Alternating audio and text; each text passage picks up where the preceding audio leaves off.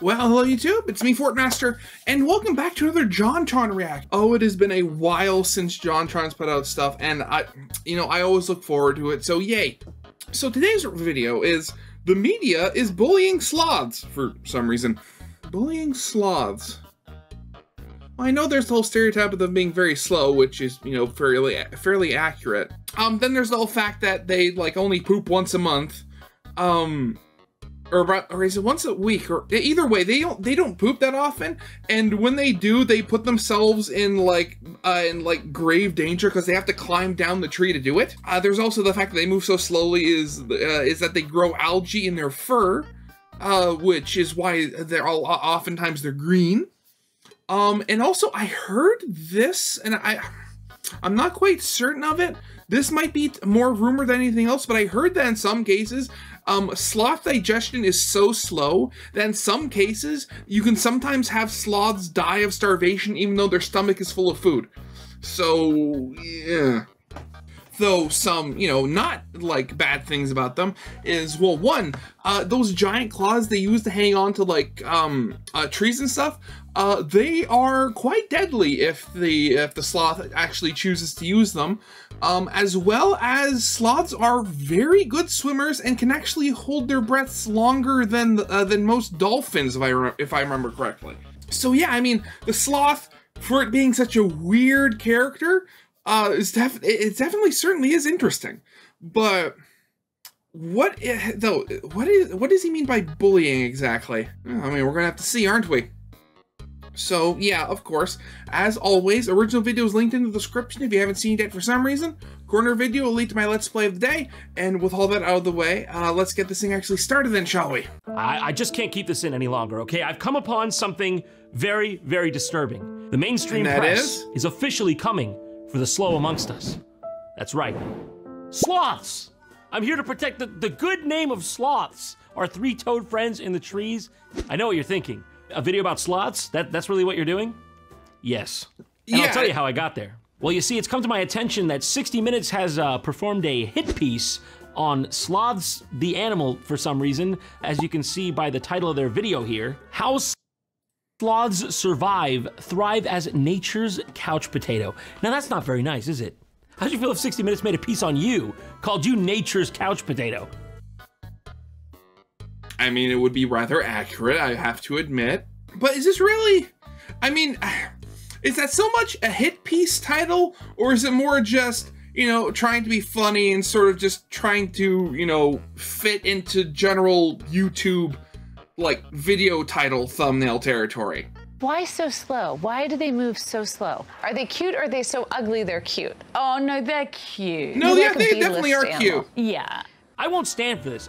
Okay, now I'm starting to get the hit piece vibes of the video. JonTron was right. Okay, and they posted this on Christmas, no less. Oh. Do they have no souls? Probably not, but I think we knew that already. All right, moving on. Sloths are some of the best guys. You got Sid from Ice Age, Sloth from the Goonies, one of the 7 deadly sins, okay? Remember, in the back of your head, that's what we're here to protect. Look, just to remind you what a sloth is. We're here to protect one of the 7 deadly sins, what? You're defending the honor of the sluggish tree dwellers of Central and South. Okay, even Google's going in on him. Will no one come to bat for my boy the sloth? Well, I mean, that's kind of their thing. I mean, what, it's like, have you ever seen a fast sloth before? The only time they're fast is if they're falling out of a tree. That's why I'm here, okay? Let's see what 60 Minutes has to say about our tropical friends, shall we? The stopwatch. Oh God, what? It's funny. I didn't realize they still use the stopwatch, because I remember I'd watch, or not really watch, I'd come across things from 60 Minutes when I was a little kid and get, inevitably really bored while watching it. But I always knew, oh, the boring show was on when a thing appeared. Actually, thinking about it, that's probably, I mean, it is not on brand, but it is very, recognizable just seeing the stopwatch ticking. So I guess that is a good option to keep with it at the very least. Watch has long been the symbol of 60 Minutes, but any measure of time is pointless for the subject of our next story, the slow-moving sloth. Wait, what did you say? But any measure of time is pointless for the subject of our next story, the slow-moving sloth. I'm gonna say that almost sounds like she's describing them as that, like, any measure of time is meaningless for them. Like there's some sort of like fourth dimensional or higher being that just doesn't, that not only doesn't understand time, but time doesn't affect. Like there's some all-powerful being. That's it's very odd wording. First of all, just like, why so serious about sloths of all things? Like, the vibe is off right away. Yeah. You might think these distant relatives of the armadillo would make the perfect meal for just about anything faster. Wait a minute, sloths are related to armadillos? I legitimately did not know that. But hold on, why would you assume any relative of an armadillo would be tasty? I mean, the armadillo doesn't look tasty at all. It's like the... I mean, you never know. I mean, like, you'd be surprised how tasty a lot of things are. Like, I remember when we went to the X once when I was a kid, they had, like, camel sausage. Like, sausage made out of camel meat. I mean, granted, it was a tougher meat, so they had to like grind it through, but it had a very distinctive flavor. It wasn't like disgusting, but it was definitely different. I mean, there are a lot of animals on this planet that I wouldn't eat just on principle, you know, because like cats, dogs, because, you know, us as humans have had such a close, you know, kinship with them. But there are others that I very much wish I could try.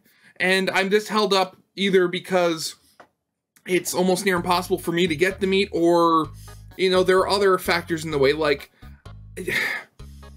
secretly, I've actually really wanted to try elephant. But, you know, there are several logistic and ecological concerns when it comes down to that now, doesn't it? The opposite of tasty, it's got armor. What the fuck? Don't put that in. I don't know why that comes up when you type armadillo. And yet somehow sloths have been hanging on in one form or another for 64 million years. What I can't stand is that any amount of these have survived to this date. I'm spreading awareness because I'm sick of these fuckers just sitting up there. That's attitude. He's got attitude. Am I reading that wrong? That's attitude, I think. To understand this quirky animal, I guess 60 Minutes hung out with a quirky zoologist. Okay, so not only are you going to insult the defenseless animal, but you're also going to just straight up insult the expert that you brought onto your program as well? Well, I mean, quirky isn't really an insult. I mean, it can be used as an insult, but I mean, it's very much just more like describing as, it's more like a way of just quickly describing something as, you know, different.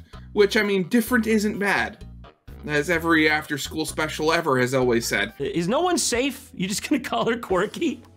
Scientists are making new discoveries about a creature that's turned survival of the fittest upside down. But if it's lived for that long, obviously it's fit in some way. So, unless you're just saying because they live upside down, that still wouldn't turn the concept upside down. Well, I mean, that being said, I do know that a lot of, like, the positioning of sloths' organs are upside down in their torso, just because they spend so much time hanging upside down and such. Though, I mean, I guess that could also apply. So here's where we meet Lucy Cook, the aforementioned quirky zoologist. Their words, not mine. And she's joined by 60 Minutes on-the-ground reporter, Sharon Alfonsi. This is an area where there are lots of sloths, so that we have that on our side. Perfect. Great start. There are lots of sloths. The first thing we learned about sloths is that it's hard to spot them in the wild.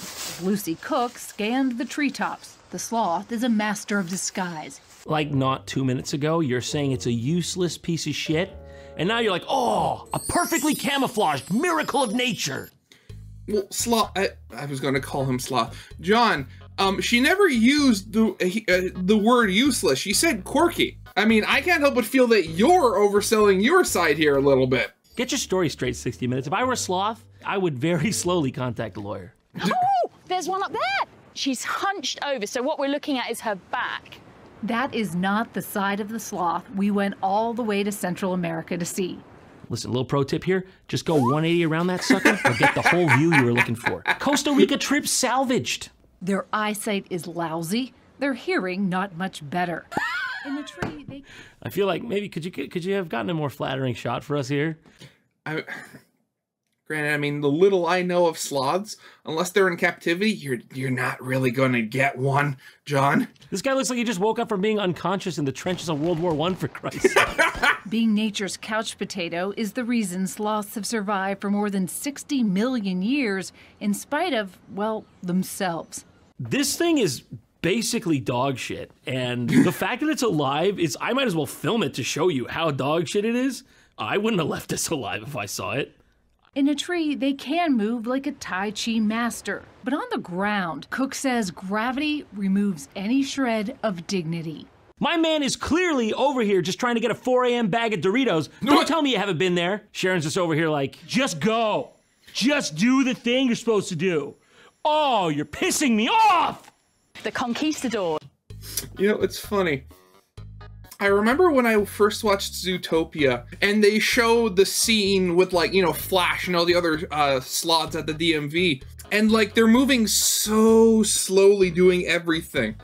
I mean, granted, that's funny, but then you watch, like, sloths doing stuff in real life, and they're just as slow. It's really funny. That first observed them, they said terrible things. One said it was the stupidest animal that he'd ever seen, and another said one more defect would have made its life impossible, and they just didn't understand them, you know. ¿Qué es esto? Esto no es oro. ¿Qué sentido tiene? Ni siquiera puede resistir mi espada. Qué inútil. Cook says what those early explorers didn't understand was English. But that's well, I mean, irrelevant. yes. Yep, and what is frankly hard to believe when you watch the effort it takes for a sloth just to blink is that this hairy ninja is uniquely built to survive. Once again, you're just pointing out that it's a perfectly adapted animal, and your whole thesis thus far is wrong? Why so slow? Why do they move so slow? What? I mean, it's rather simple. I mean, it's kind of hard to be seen and killed if you don't move. I mean, it's the whole thing of just, you know, camouflage. You just said that's the way they do it. You appear to be the slow one. You're definitely amongst the slow, in my final analysis here. Sloths typically only climb to the ground for bathroom breaks. With habits like that and nails like this, you can understand. What? What are you gonna glean from that? With fingers like this and going to the floor to shit, we can really glean that. You can understand why they are solitary creatures. Yeah, because they keep getting bullied by people like you. They've got some emotional scars, Kay? You've turned them introverted. And prefer to be alone until they don't. What more? Until they don't. True. That's a way of describing that, yeah. Hard-hitting journalism. The females will climb to the top of a tree when they're in heat and scream for sex. But they scream in D sharp. Why do you know that? Like, I mean, I'll do it, and he may well, on the strength of my impersonation. He might just. They seem slow. Oh God, he turned into a hunter. Okay, I'm gonna do it.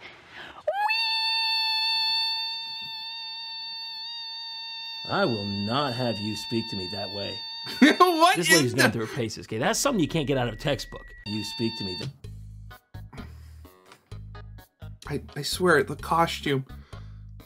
Granted, that might literally just be like, you know, up to here for the headshot, but still, that is freaky looking. That way. This lady's gone through her paces, okay? That's something you can't get out of a textbook. That's learned in the heat of battle. I love the lady still smiling, but she's still like, you can stop now. I got it. I got the idea. Behind Lucy Cook's cheeky sense of humor is a hefty resume. Why does she look like she's preparing it for like a stew? It's got like the mint and everything here.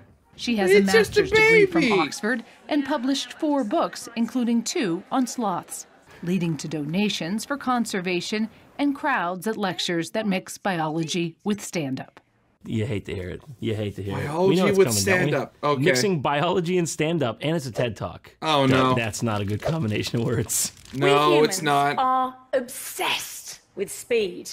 We idolize animals like the cheetah, capable of doing 0 to 60 in 3 seconds flat. Well, so what? Huh? I don't know, man. Hilarious. I just don't get zoology humor. You know, it's a cut above. Valdez gave the first description of a sloth in his Encyclopedia of the New World. He Well, I mean, that's a drawing. said the sloth was The stupidest animal that can be found in the world. I have never seen such an ugly animal or one that is more useless. Listen, first of all, don't talk about me that way.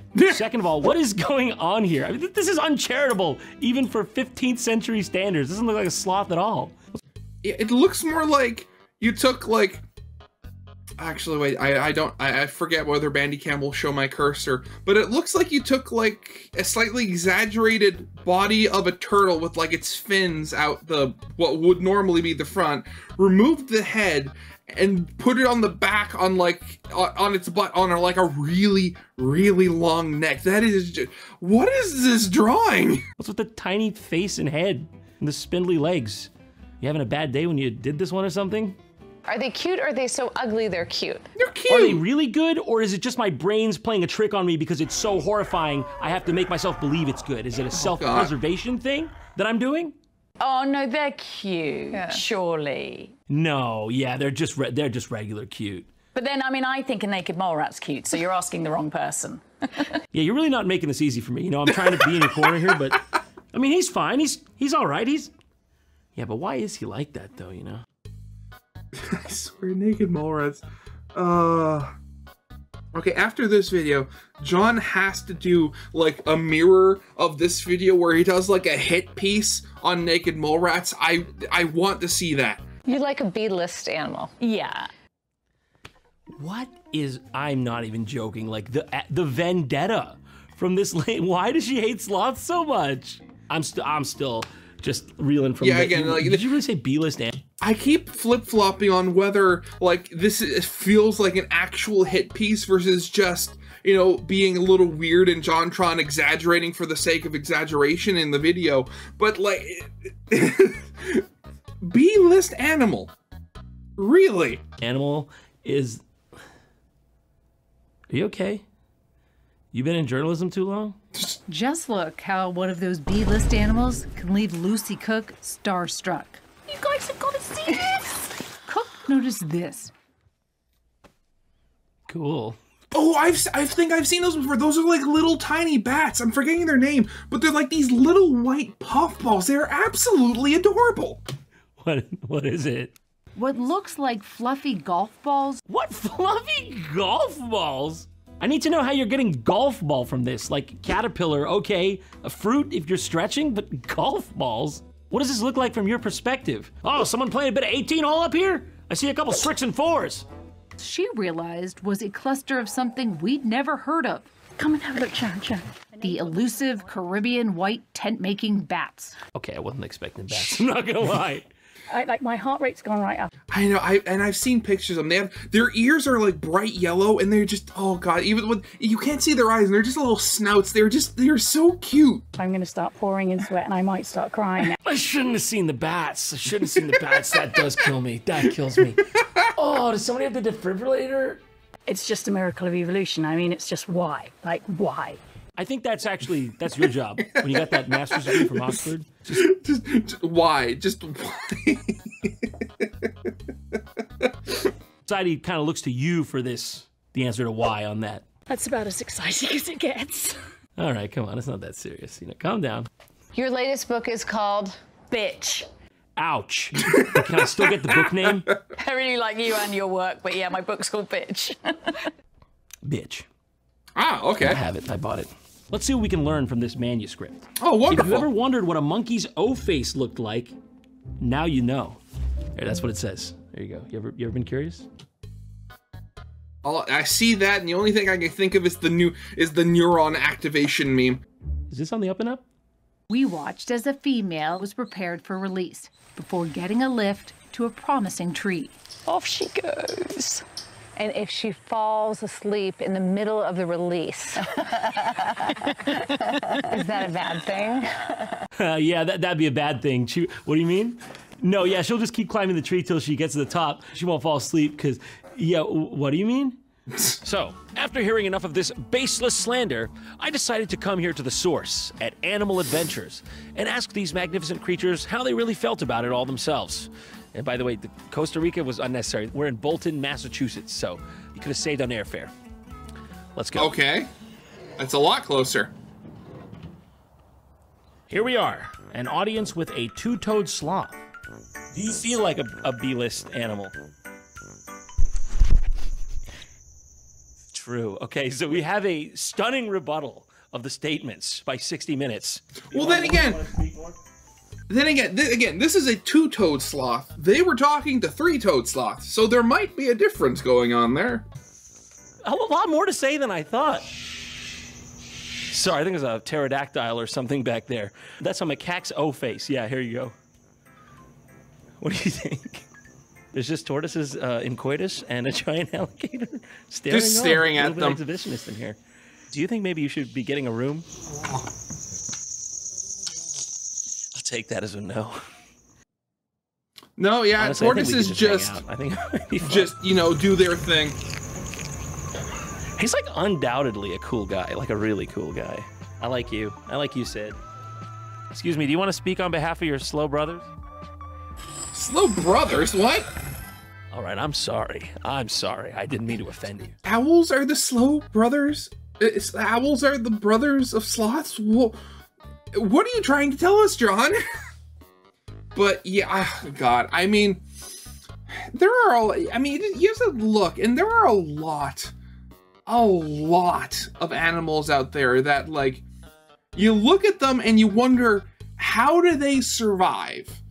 But I mean, like, there are a lot of these animals that you look at them and it's like, and they're so strange, but it's not until you actually, like, look at how they work and how they interact with everything around them that it's just, you can see it's like, oh, okay, that's how that works. Oh, I mean, but again, like, the fact that calling a sloth ugly, I mean, they are cute. I mean, like, there are other animals that you wouldn't think are cute that are actually really cute. Like, for one, I mean, like, I don't know who, you could probably ask a lot of people, but like cows, they're especially cute. They're as cute as they're delicious. Though, I mean, most of the time, you know, like, a dairy cow isn't one you'd butcher for meat. So, I mean, there's that. But also, like, porcupines, you look at them and, like, you look at them and their entire face is just nose. It's, like, really weird. Like, I forget how, I was probably thinking about it. I was probably, like, in my late teens before I'd actually seen, like, what the face of a porcupine actually looks like. Because thinking about it, like, you barely ever see porcupines in media, except for you know, spines, like cartoon character had some, and they fly off with a bunch of spines in their butt. And going back to this whole video, like, again, I kept flip-flopping on agreeing with John on whether the, like, 60 Minutes video was very, like, actual, like, hit piece, sort of, or if jontron was just sort of, like, taking stuff out of context and exaggerating it. But again, I do love stuff like this. I love jontron. I have a lot of fun watching him. So, original video is linked in the description if you haven't seen it for some reason. Corner video will lead to my Let's Play of the day. And with all that out of the way, I hope you guys liked. If you did, leave a like, subscribe if you have not, and I'll see you guys next time. Goodbye.